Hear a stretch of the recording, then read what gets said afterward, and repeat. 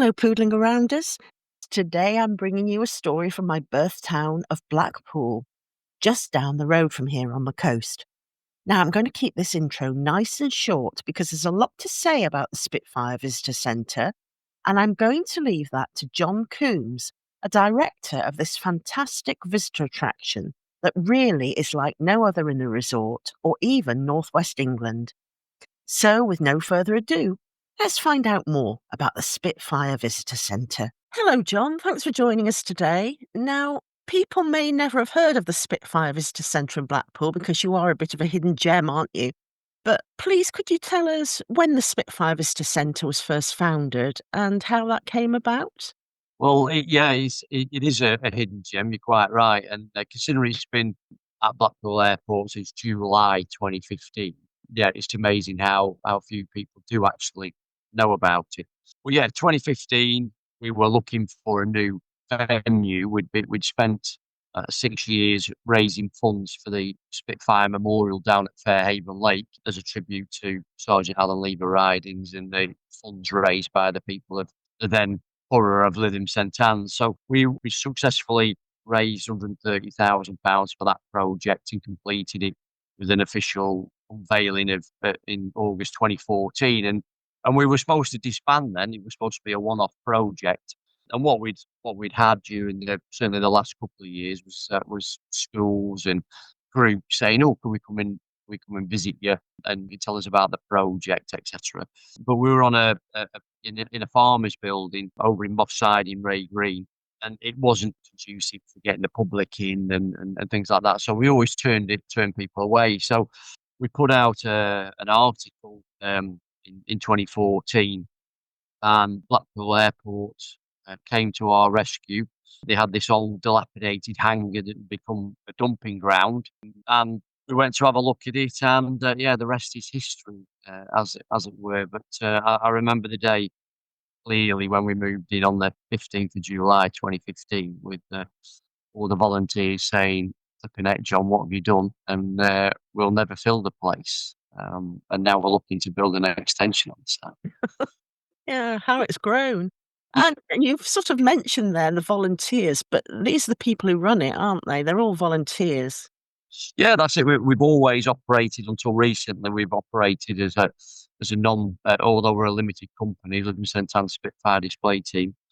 Although we've always operated, as not for profit. The Spitfire Visitor Centre now demands, obviously, that we do make a profit, but we plough money back into the exhibits, the restoration of the hangar, more importantly, and obviously paying the ever increasing bills that your viewers will be more than able to relate to. Indeed. And part of your attraction's name is Hangar 42, but can you tell us about Hangar 42? Because it's got a lot of history, hasn't it? Again, yeah, it has. I think people need to cast the mind back to World War Two and Blackpool Airport as a site, very early 1900s. The first ever air pageant took place on Squires Gate. Believe it or not, it was called Blowing Sands in those days. I wonder why it was called Blowing Sands. But First World War, the airport site became a huge army training camp. So you'd seen hundreds of tents there with soldiers waiting to go off to France. And then after that, in the early 30s, it became a horse racing track. So, and the grandstand and the pavilions actually sat there till the early 90s. And so lots of people don't remember the big grandstand there. But more importantly for us, in May 1939, the Air Ministry was hurriedly trying to put together air bases in readiness for this impending war that they saw coming in Europe. And Blowing Sands, RAF Squires Gate was born. And Hangar 42, more importantly, was the very first hangar to be built. So there's some fantastic photographs of it in our archives in the hangar. But yeah, the very first building to go up it was Hangar 42. And when people think of Blackpool, they think of fun fairs, don't they? The pleasure beach, candy floss. And there was some of that before the Second World War, wasn't there? But it was a very different place when the war came, wasn't it? Can you tell us how it transformed during the Second World War? Yeah, well, Blackpool traditionally, since the Victorians, has been a huge resort for entertainment. And again, going back to the previous comments there on RAF Squires Gate coming about, problem the Air Ministry had at that time was there was no runways, there was no airfields, and there was certainly no barracks for these tens of thousands of armed forces personnel that were going to have to train. So some bright spark in the Air Ministry thought, oh, about Blackpool, they've got all those hotels and all that space. There's not going to be many people going on holiday to Blackpool for the next few years. So why don't we use the accommodation that Blackpool has? So there was that many people transferred to Blackpool. The Air Ministry actually designated Blackpool RAF Station Blackpool. And as part of RAF Station Blackpool, RAF Squires Gate and RAF Stanley Park were formed as significant training bases for new RAF recruits. Now, I believe that the RAF crew exercised on the sands, which must have been, I suppose, okay in summer, not so great in winter, and they marched up the promenade. Is that correct?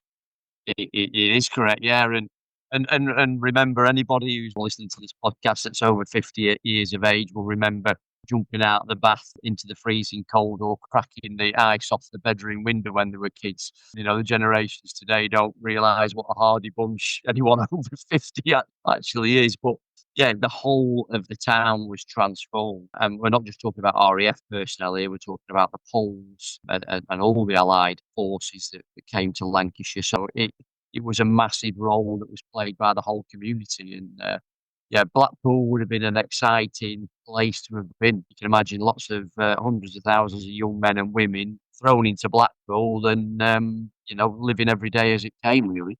Mm. And thinking about the RAF base at Squires Gate, it was doing quite a lot of protection, wasn't it, of this kind of part of the country? Yeah, it was strategic. We were positioned here because we were far enough away from the Luftwaffe bombers. There was only the Ju-88 really that could extend as far as Blackpool, mainly coming from the lowlands. Certainly on the run up to the Battle of Britain, resting crews were coming up here, and obviously we also had our own squadrons of Hawker Hurricanes and Bolton Paul Defiance, which were pulled out. The Blackpool Defiant was pulled out of the Battle of Britain in the south east of England very early on because they were suffering significant casualties. So there may not have been Spitfires covering the skies over Blackpool during the Battle of Britain, but certainly there was plenty of aircraft activity at Squires Gate, squadrons coming and going. And where were they defending? What sort of strategic areas were they defending? Uh, Again, those of us of a certain age will remember the thriving Preston docks and ships coming up the Ribble estuary, dredges coming up and down the estuary, keeping the shipping lanes clear.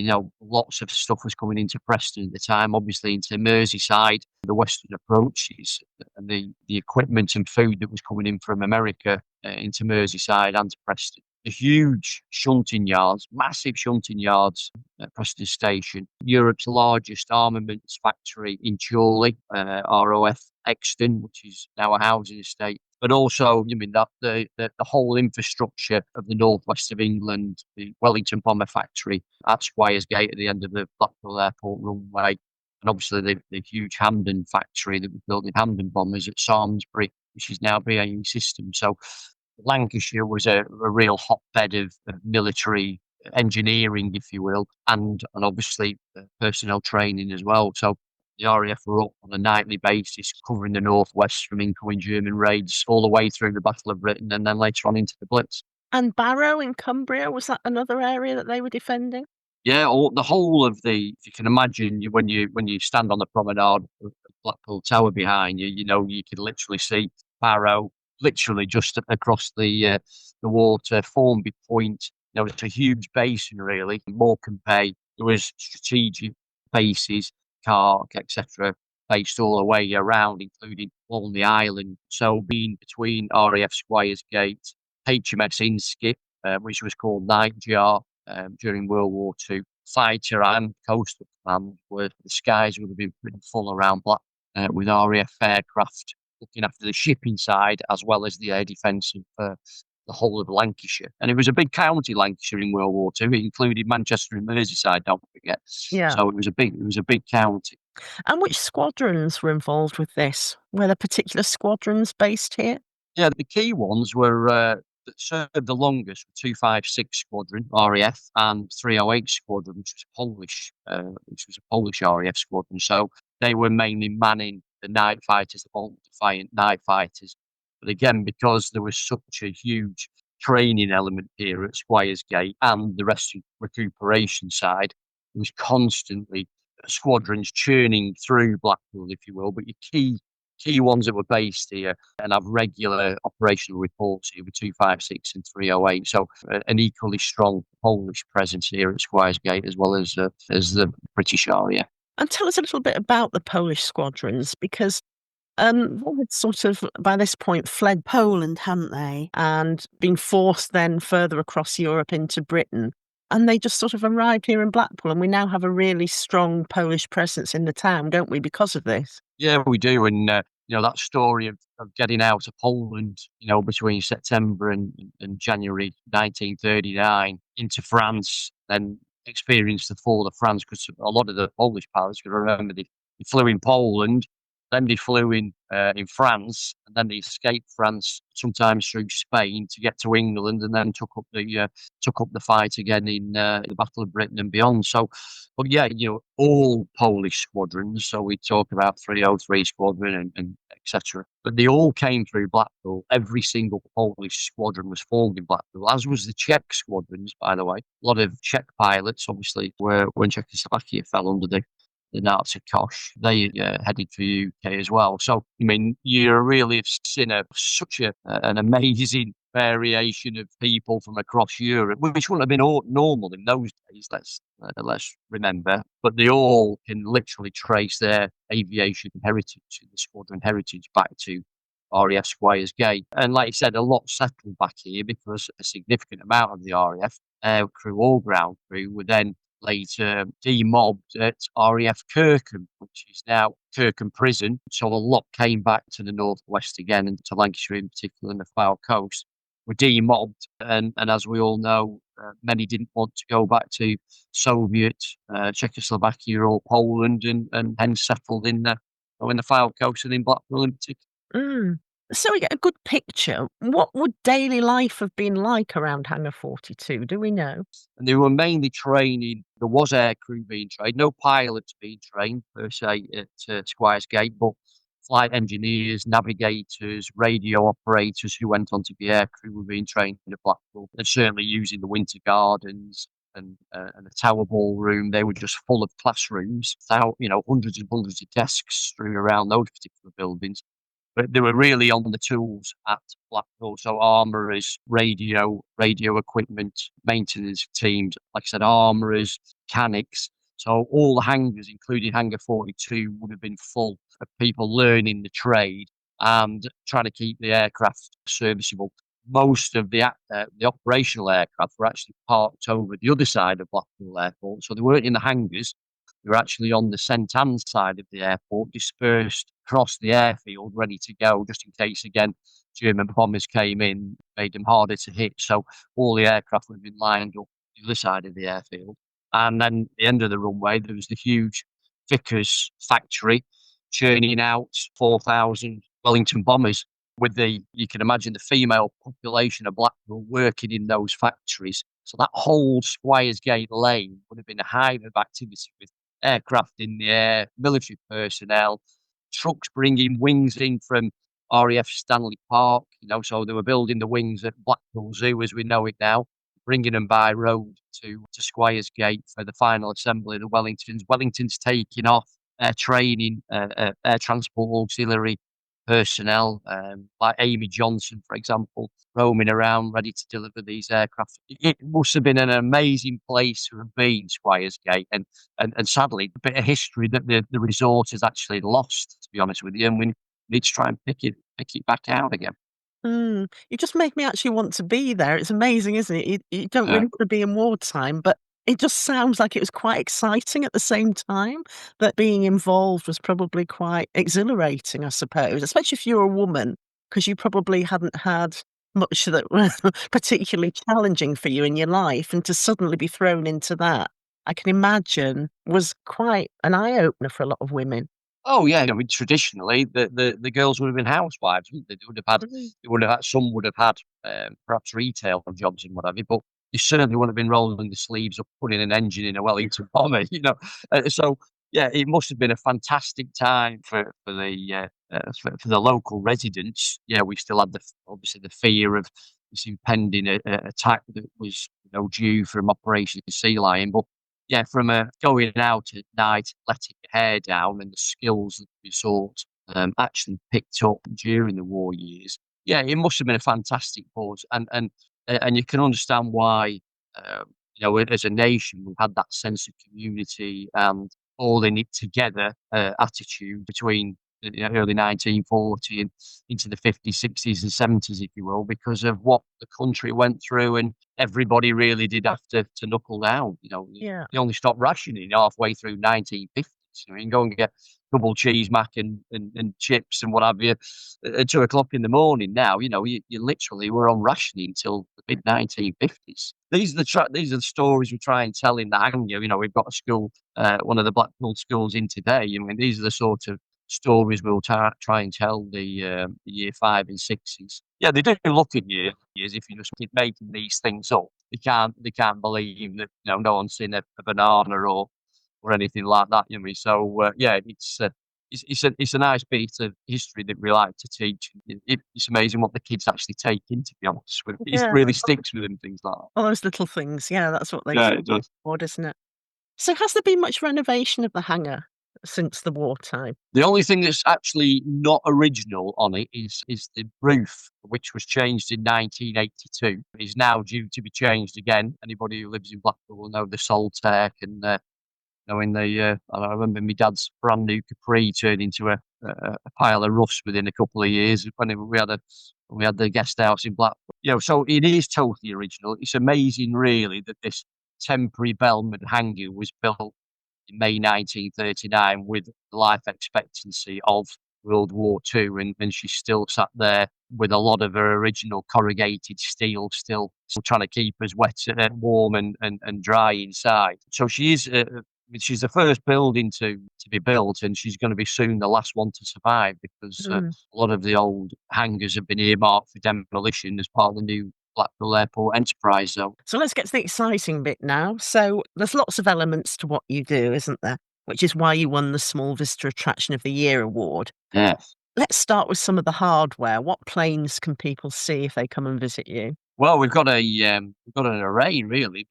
What we've tried to do, we've tried to keep it as accurate as we possibly can, barring the aircraft. Well, I mean, one of the key aircraft, as the boy said, was the Spitfire night fighter. Now, there's only one of those left in the world, which actually served at RAF Squires Gate during the war, and she now sits in the RAF Museum at Cosford. And we have dropped hints many times at perhaps it could be relocated up to Blackpool, but they're not having that at this moment in time. So you can see in the hangar Spitfires Mark II, Battle of Britain, Mark V, which was the one that the people of Blackpool bought, Progress 2, Mark 9 Spitfire, which was the 1942 D-Day Spitfire, the Hawker Hurricane, and we also have a Messerschmitt 109E, which is quite a rare aircraft in its own right, which was the variant that actually fought against the Spitfire in the Battle of Britain. And to add to that, we mentioned earlier about the amount of activity that was going on in that on the airfield. We are rebuilding an airspeed Oxford and just about to complete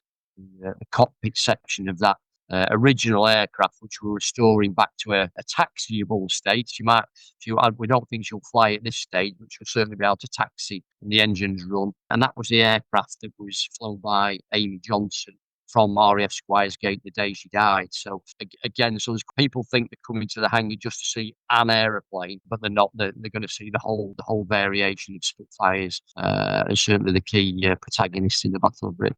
And can people sit in the cockpit and experience what that might have been like? They can, yeah. We education is a key driver of why we do what we do, and giving people the opportunity to come and sit in either the Mark II or the Mark 9 Spitfire gives them that real sense of how scary and how full on it must have been to sit in these things, fly them, and yeah, we ask for small donation to help us keep the roof on the building sort of thing. But it's a once in a lifetime thing that people can take away and hopefully treasure those memories. And certainly the next time they watch the Battle of Britain film, they probably have a different view on the how terrifying it must have actually been. Mm. And there are also some simulation exercises or experiences, aren't there? Could you tell us about the rather special one that you've got there? And there's also one that I think the kids can challenge each other on, isn't there?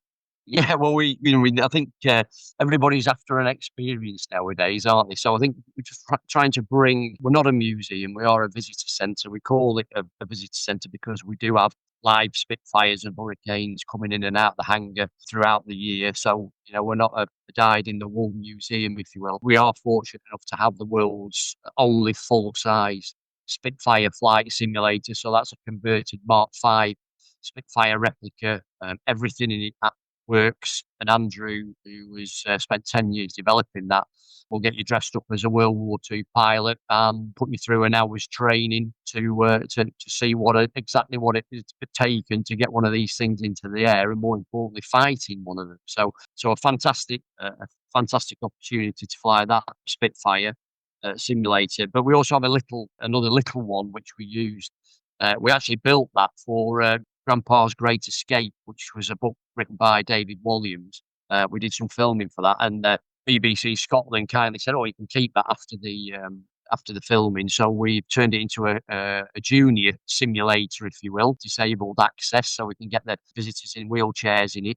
And we pitched the girls against the boys, and I think through the summer the girls actually did a lot better than the boys in the pitching themselves against the incoming bombers. So yeah, I mean, it's girls weren't allowed to fly in World War II, but they're holding their own in the RAF today, and that's certainly borne out by the girls versus the boys scenario in the hangar. Yeah, absolutely. Yeah.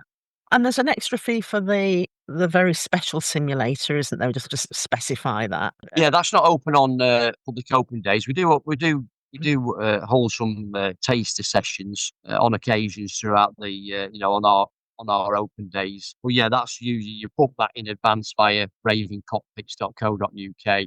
An hour flying. It's actually a 2 hour session, but you get an hour's flying, £150. But we keep you up in all the World War II aircrew gear, the leather helmet, etc. So we put you through your paces. I previously held a helicopter PPL myself, and I came out of that thing, and yeah, I was wet through. When you really do get put through your paces. So, like I said, it's not a toy; it is a proper flight simulator. So, yeah, if you're a Spitfire fan or a gaming buff, then you need to pitch yourself at this and just see now well you'd have coped in August 1939 and at the outbreak of war and more importantly through the Battle of Britain in 1940. Yeah, yeah, it's quite something, isn't it, to think about that, especially when you think about the age of those pilots that were taking to the skies because they were very young, weren't they, on the They whole? were, yeah. Jeffrey Wellen was 18 in the Battle of Britain. He was the youngest, but yeah,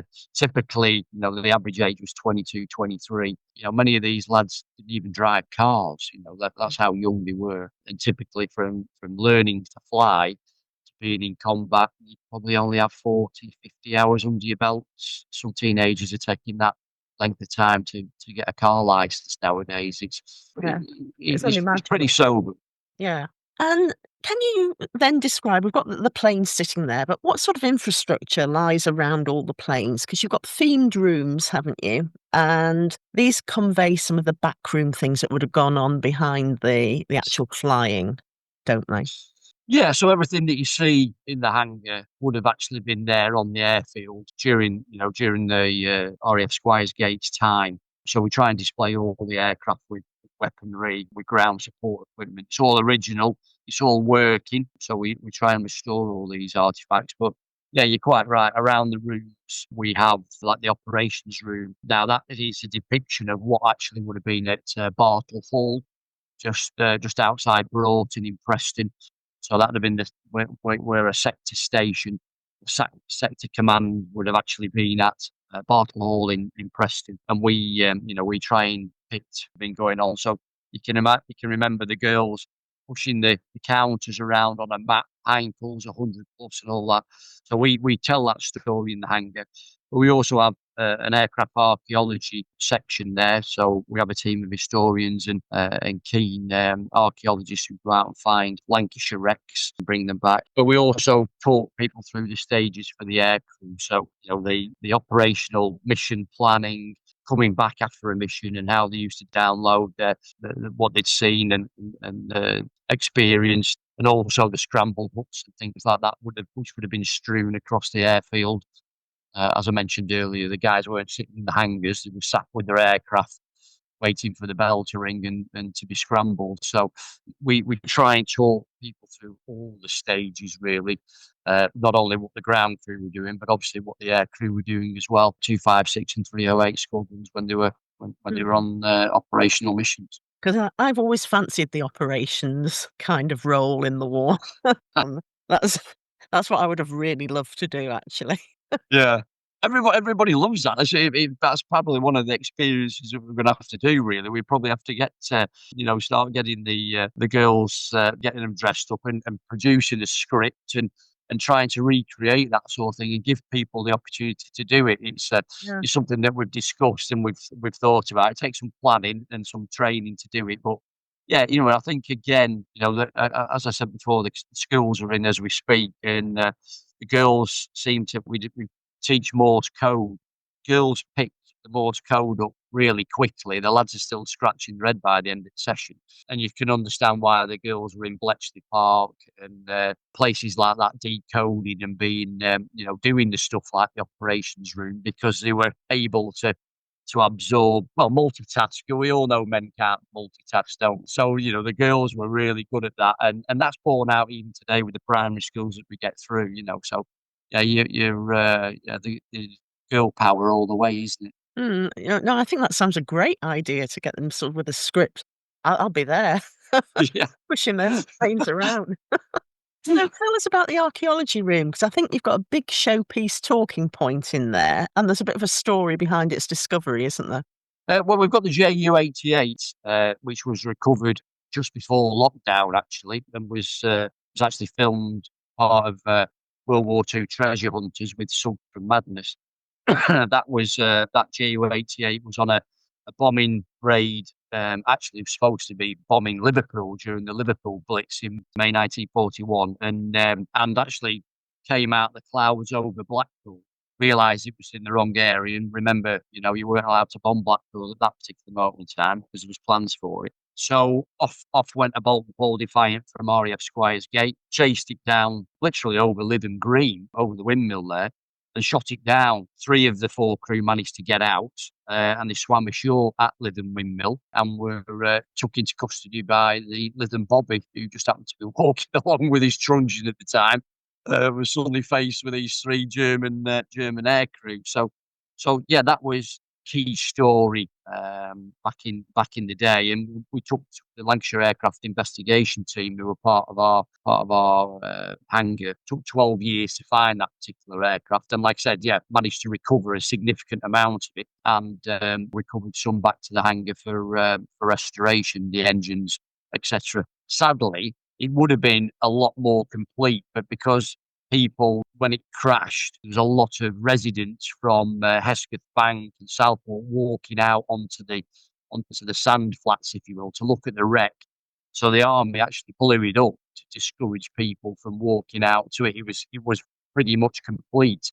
So yeah, you can imagine we only managed to recover certain key parts of it. But yeah, there's a good story behind it. And when we came to dig it up, the son of the pilot who was flying that Ju-88 actually came over from Germany and helped us dig it up and presented him with some parts of it to take home for the family. So yeah, we, even after all these years, there's still strong link with the family. And just goes to show, we, on both sides, we were doing a job, weren't we? Mm. But is it true that you were looking for this thing in the wrong place for quite a while? Yeah, well, Google Earth's a fantastic thing. We were looking at the original wartime maps, and we were digging where we had the latitude and longitude. And yeah, like I said, we've been looking for this thing for nearly 12 years. And then one of the Lancashire Aircraft Investigation Team chaps said, "Hold on a minute, this is a moving seafront, isn't it? This tributary that we're looking at here." on the map is very distinctive. So you can imagine this snaking of a river coming down through the sands. So let's have a look on Google Earth and see where, just check it's still here where we think it is. And when we looked, it was about half a mile further out to sea. And when we walked another half a mile down Hesketh Bank towards the Irish Sea, we found the tributary pretty much in the same shape as it was in 1941, and down a metal pole where we thought it was, and bang, and hit the engine straight away. So, yeah, we'd spent 12 years looking in the wrong place. But yeah, so if you're thinking of digging anything up, just check on Google Earth first. Yeah. Especially if it was somewhere that it was supposed to be 80 years ago. Yeah, always do that. And I think what you would probably describe as the real joy of your attraction is the storytelling that you put into it, isn't it? And I think that's what adds the value, isn't it? These things are all nice to look at and are there, but it's what the people bring to life through their narrative that makes it such a special experience, isn't it? Well, it is. I think that's one of the concerns for the future.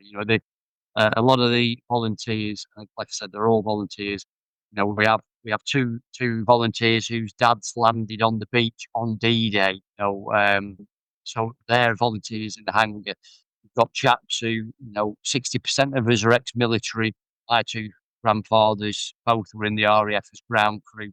So we've got those stories that not necessarily that they passed on, because that generation didn't really talk about this stuff, but because of that link, the research, the attachment to, and even like I said, the archaeologists going digging this stuff, just, digging this stuff out of the ground. There's a massive amount of research, time spent restoring this stuff, and then doing the background research on the human beings that were involved in these incidents.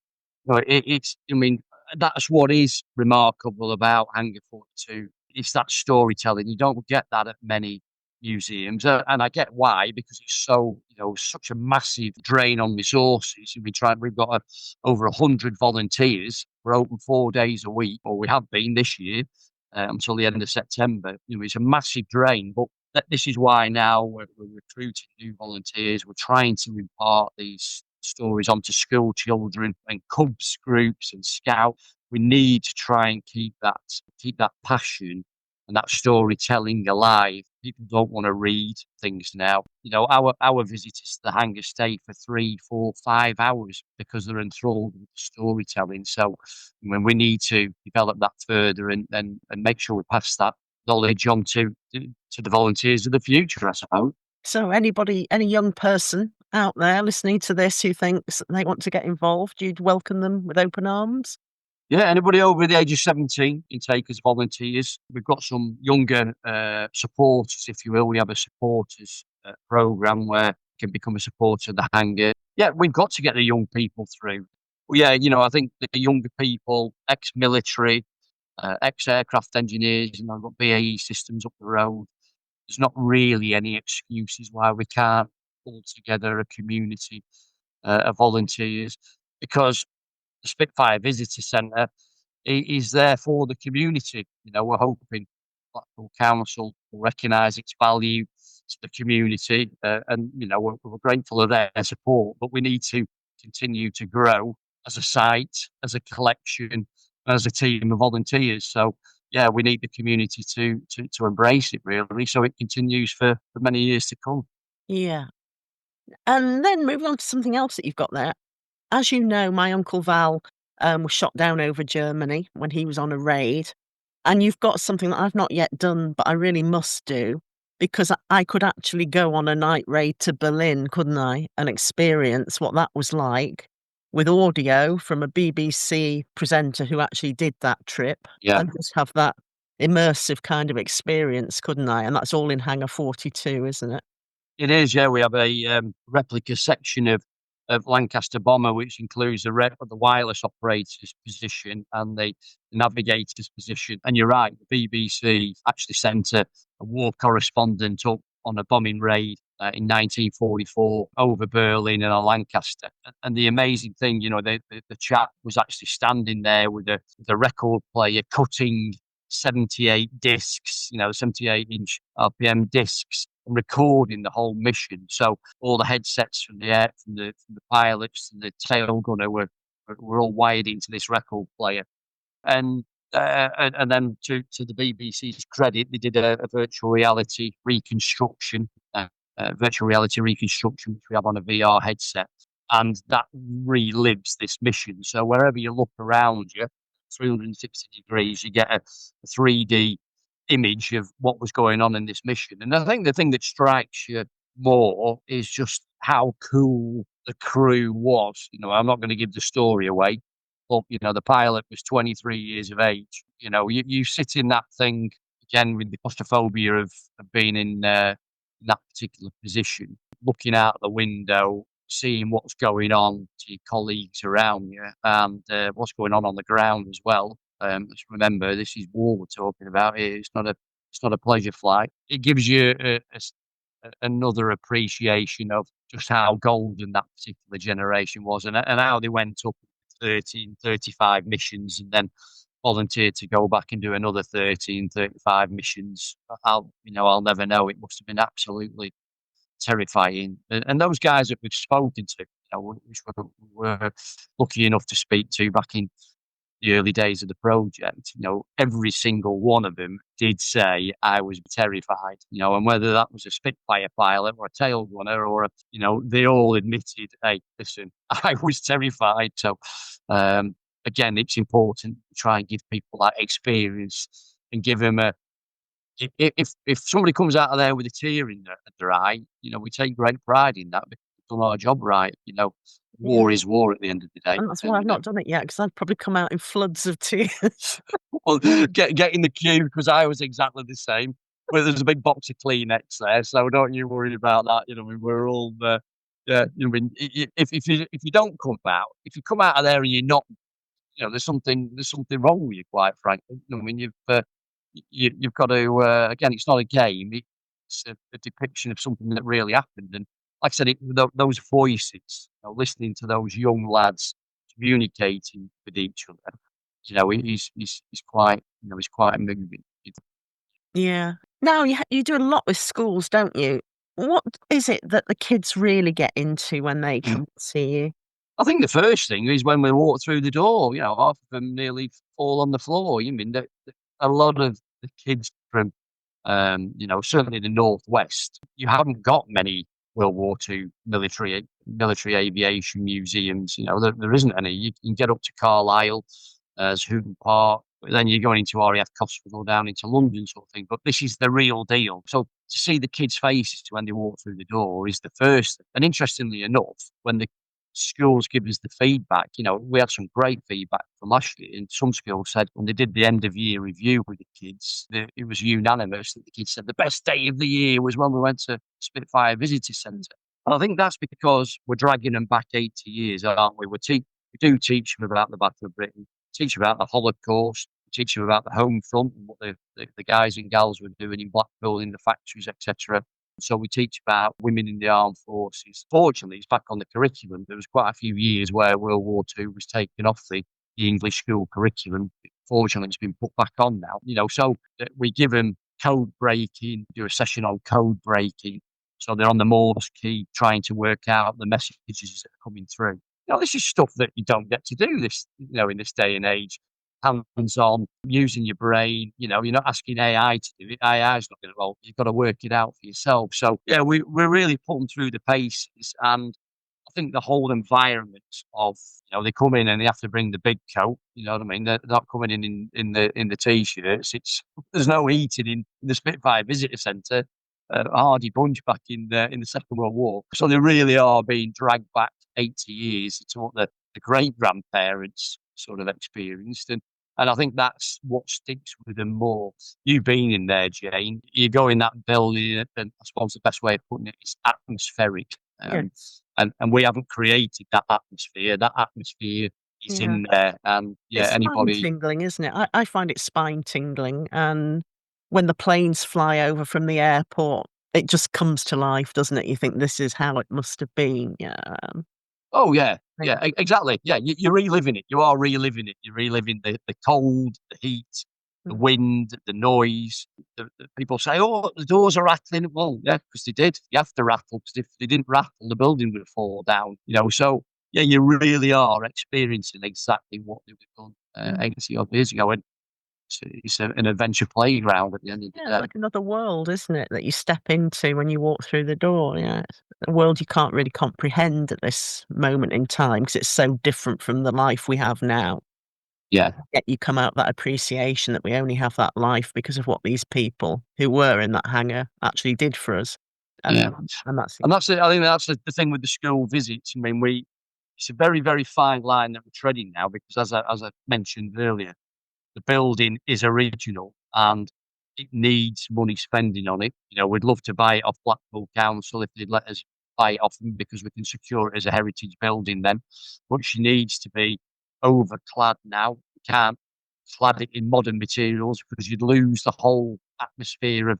So we need to figure out how we restore the building and maintain the level of preservation it currently has. And we've looked at it. We're looking at upwards of £350,000 to secure that building, and we're only in one half of it. Remember, the other half is on the verge of falling down. And the worry is if that falls down, it's going to take our half with it. So we need to secure the whole hangar if we can, and preserve it for future generations. And it's by keeping it like that. I think that's the uniqueness. People have said to me on Battle of Britain week, you keep saying about how unique it is. There's a museum here, there's a museum there. Yeah, but it's not original, is it? Yes, it's on the original piece of land, but it's not the original building. This is how it was in May 1939. It's not been touched, and that's a unique facility. This thing is doing what it was doing back 85 years ago. So, and the kids really do latch onto that. I think that is the key. yeah. They're not being taught at for 4 hours when they visit. They're having to do. It's a hands-on Mm. experience that they enjoy. And do you tell the story of Amy Johnson, and how do the girls kind of respond to that if you do? Yeah, well, again, people probably watching this podcast or what. The Amy Johnson. Where do I know that name from? Well, there's a road named after her. There's a big Morrison's on it at Squires Gate. Oh yes, that's right, Amy Johnson. Well, she was a very, very famous pioneer female aviator back in the 1930s. She flew to South Africa on her own in a little plain Jason. She flew to Australia, and then she went on to become an air transport auxiliary pilot. So born in Hull, family moved to Fleetwood, and they bought the big ice factory at Fleetwood Docks, and that's still there. You drive into Fleetwood, you see the big ice factory on the right. That was Amy Johnson's dad who bought that. And the day Amy passed away, she was moving an airspeed Oxford because a lot of aircraft came to RAF Squiersgate from all over the country. She flew in from Prestwick in Scotland the day before, landed the aircraft there, so you can imagine some fantastic photographs of RAF Squires Gate with loads of aircraft parked all over the place. Well, they're transiting between various airfields or being delivered by the air transport auxiliary girls and boys, all sitting in the Wellington bomber factory just on Squires Gate. So the day she took off, sadly there was bad fog down south. Couldn't find the airfield at White Waltham. She was circling over Herne Bay, ran out of fuel actually, and she had to bail out of her airspeed Oxford. And sadly, at that time of year, in the depths of winter, died of the cold whilst being in the water and was never found. So, again, that heritage is in Blackpool. The story is told. There's a road named after her, but we just need to. We talk about Amy Johnson. She was 43 years of age when she died. She wasn't in her 20s. She was 43. A relatively young woman who had flown most of the way around the planet on her own in days without GPSs and mobile phones. So that's another story that we're trying to tell and to inspire young women to say you can do this stuff nowadays, and they were doing it so much easier to do it than it was 85, 100 years ago. That element of Amy Johnson and Amy Johnson way, we need to, as a resort, as a community, as a county, I think we underplay our role in World War Two and what we actually achieved and what we've done since.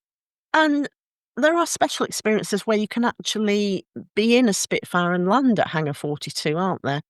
Which are organised monthly in the main season, but, I think you've got some coming up in October, and then there'll be a gap until April. Yeah. Yeah, 11th and 12th of of October. The next ones between the 11th and the 13th of October. So these are two-seater flight experiences. We were lucky enough to partner up with the Biggin Hill Heritage Hangar. So anybody who watches yesterday or whatever will be aware of the Biggin Hill Heritage Hangar, and they bring up two-seater Spitfire third week of every month, and we've pretty much been sell out. Really, I mean, we've managed to sell all the tickets for it. But again, it gives us that opportunity for you to come, see, hear, smell Spitfire, and yeah, and for what is just 3,000, just over £3,000 for a 20-minute flight over the northwest is one of those bucket list experiences. And like I said, it's been very popular. It's been more popular than we thought it was going to be. You know, people wanting to experience what it must have been like, you know, flying these things during World War Two because of the story we tell. I mean, but that whole, you know, Blackpool as a resort as well. You know, there's 28 million bed nights a year sold in Blackpool. There's a lot of people come to Blackpool, and what a better way of seeing it than in the backseat of Spitfire flying up along the Golden Mile, you know. So yeah, so people can come along on the third week of every month. We do the last one in October, unfortunately, but we're pleased to say that next year we'll have 6 months of flight experiences taking place from the Spitfire Visitor Centre with the Biggin Hill Heritage Hangar again. And you've had some famous things going on there. You know, you've had filming taking place there, haven't you? Can you tell us about some of the things that have happened in the hangar? Yeah, I think the girls in the hangar, as you know, there's Lucy, Morgan, Vicky, and Holly in there. We're talking about the planes now. These aren't. Sorry, yeah, the planes. Yeah, sorry, yeah, they've all got girls' names, but they've all appeared over the years. We've done Dunkirk, done Allied, the movie. Significant part of the first series of World on Fire was filmed on the beach at St Anne's and in Hangar 42. So if you've watched series one of I love World that. on Yeah. Mm. World on Fire. So the Spitfire on the beach in that particular sequence was one of that was wholly out of our hangar. And we've also appeared across the world, really. We've taken across Europe, should I say. We've taken Spitfires all over the place, to be honest with you. But Lucy was in the last ever episode of Foyle's War. That ran for 10 years. Foyle's War was a massive success as a wartime drama. In fact, it's interesting because we've even had Americans visit, huge fans of Foyle's War, and have come to the hangar because of the connection with Foyle's War and World War Two. You know, and we've been on programs such as Susan Calman's Grand Days Out by the Sea. You know, so again, it's drawing people, you know, TV and film to the resort. It's putting us on the map. It's telling the story that Blackpool isn't just about roller coasters and tall towers. There is actually heritage there, so it appeals to a different demographic of visitor as well. So I think, you know, long may we continue going out with the girls across UK and Europe. They've represented we were on the beaches in Normandy 80, so we took two of the Spitfires to sit on Juno and Sword Beach in France. We've been to Arnhem. You know, we do an annual pilgrimage to Arnhem. We've been as far afield as Geneva, and we've been all over the UK from Land's End to John O'Groats, really, as the Lytham St Anne Spitfire team. So I'd like to think that the girls in the hangar, the aircraft in the hangar, should I say, are probably some of the most well-known and recognised Spitfires in the country outside of the Battle of Britain Memorial flight, because Mm. they've been in market centres on TV and on the beaches, sort of thing. So yeah, Mm. it's a fantastic project to be involved with. To be honest with you, you have to pinch yourself sometimes to make sure you don't take it for granted. Mm. So what we need now is Strictly Come Dancing to come and do a little whiz around the floor around the Spitfires, don't we? That'd be good. Every year we get in touch with them, believe it or not. Every year we sort of drop massive hints. And if anybody's surfing the internet or doing YouTube, Lucy Worsley and Jules Holland came a few years ago, and they filmed. It was called Dancing Through the Blitz, and that was all about the entertainment in Blackpool during the war, what was going on in Blackpool. It's well worth a watch. There's places you'll see on that program that talks about the dancing and the music, and you're quite right. Strictly Come Dancing. If they don't have the professionals on the hangar floor dancing in the Spitfire, some directors miss the massive Yeah, there, aren't they? So there's a message. Let's send that message out. yeah, exactly.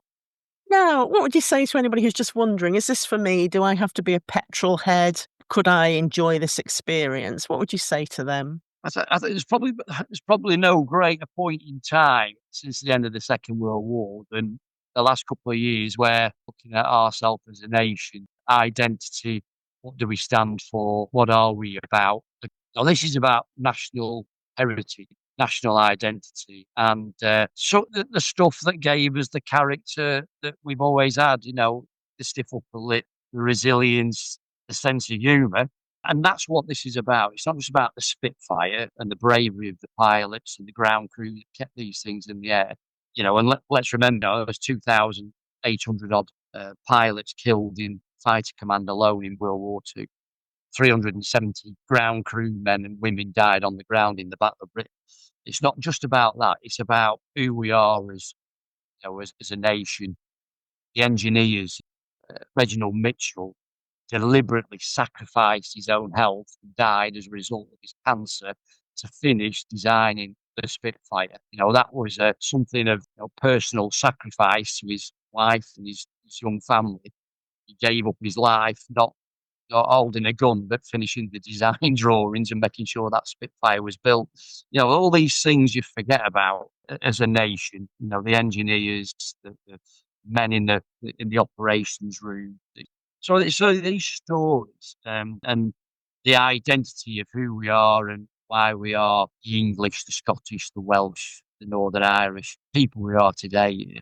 It's all been molded from Hangar 42 and all the conflicts before, hasn't it? And I think that is where we are going as an operation, as a facility, and the education that we give. We have to tell it as it is. We're not going to sanitise anything, because by sanitising history, especially, you're really setting yourself up for a fall in the future, aren't you?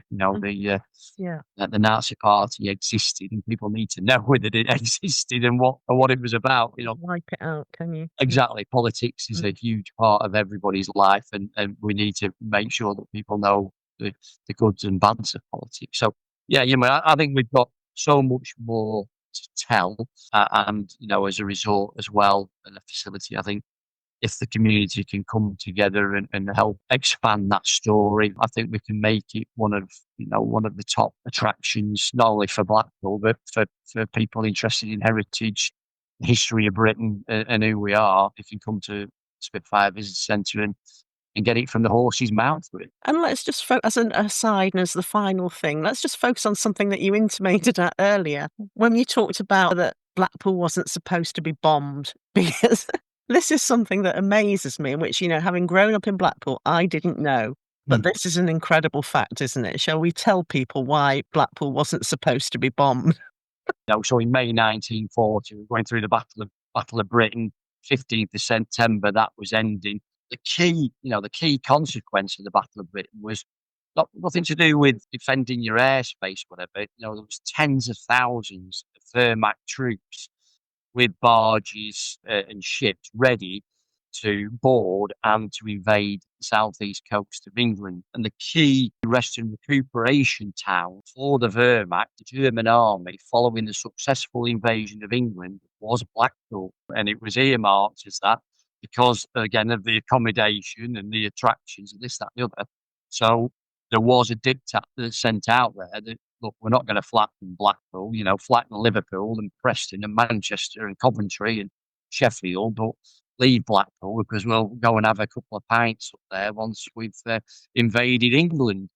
So yeah, it's from a Blackpool population point of view, on this whole Fylde Coast Peninsula between Blackpool, Fylde and Wyre, there's 550,000 of us living here. We might have had a slightly different accent if it would have been for the lads and lasses in the Battle of Britain defending the skies over the Channel and averting the invasion of England. Yeah, it would have been a far different story on the 15th September 1940 if the RAF wouldn't failed. And we've got to remember, we were only 3 or 4 days. If the Luftwaffe would have kept on going, doing what they were doing, we were only a week away from being defeated. It was literally a tactical error, by Adolf Hitler himself, switching these raids onto cities, bombing cities rather than flattening the RAF airfields that led to the ultimate victory for the Royal Air Force. So, yeah, Blackpool was a focus of Adolf Hitler, of the invasion of Britain, and she endured. She's endured. What a fantastic thing, that even across Europe, everybody can see the benefit of Blackpool as a Sangronan. We talk the place down far too much. We need to be proud of our heritage and our resort. Because I believe they've even found plans that showed he wanted like a pleasure palace that he was going to actually live in at certain times of the year. It's just yeah, it would have. It was. I think we tried the same thing in the early noughties. We were building the casino complex that we were going to build. But hey, listen, at the end of the day, it's having a vision for Blackpool and putting it back on the map is fine by us. But yeah, like I said, I'm just proud that we can tell the story of just how important RAF Stanley Park, Blackpool Zoo was, how important RAF Squires Gate was, and HMS Inskip and Nightjar, and we did our bit as a community. I think, like I said before, we need to be proud of that heritage, not talk ourselves down, and really just be proud of who we are and where we've come from, really. And yeah, let's hope the Spitfire Visitor Centre can keep telling these stories for long after I've gone. Yeah, and I would urge anybody, having been there myself, just step through the door, experience it. Have yourself a lovely weekend in Blackpool. Just come along, find yourself a nice place to stay and go and visit, because I think it is an eye-opening thing, isn't it? From the black and white photos that are full of nostalgia and storytelling as well, to the actual storytellers and the volunteers. It's just an incredible place. So that's my message to everybody. So The volunteers, Jane, we're nothing without the men and women who yeah. give up so much of the time in there. They're a fantastic bunch of people from 17 to 86. That's the age range we've got, 17 to 86, and they're all equally as enthusiastic. So yeah, it's the people that make the Spitfire Visitor Centre. The aircraft are superb, but without the people, we're nothing really. So big thank you to them, really. Well, thanks very much for your time, John. That's been brilliant. And I hope that the visitor numbers, I know you've got another month to go for this year, but let's hope that, people start to plan this in for 2026 if they can't make it in that month and actually come along and visit you. And we'll get you on that bomber simulator sooner rather than later. With a Kleenex ready. Bring your tissues with you. Yeah, absolutely. All right. Thanks very much, John. Oh, thank you. Thanks for your time. Brilliant, fascinating and awe-inspiring. I'm sure you'll agree. And that sums up the Spitfire Visitor Centre. So please support the volunteers there, because they really are passionate about telling their story. It'll also help you step back into another world and really appreciate the men and women who gave everything during World War II. Learn the stories, let the mood get under your skin, and be thankful. Until the next time, whether you are avidly touring around or toasting the toes in front of a warm fire, do remember, as I always tell you, that life is much more fun when you are poodling around.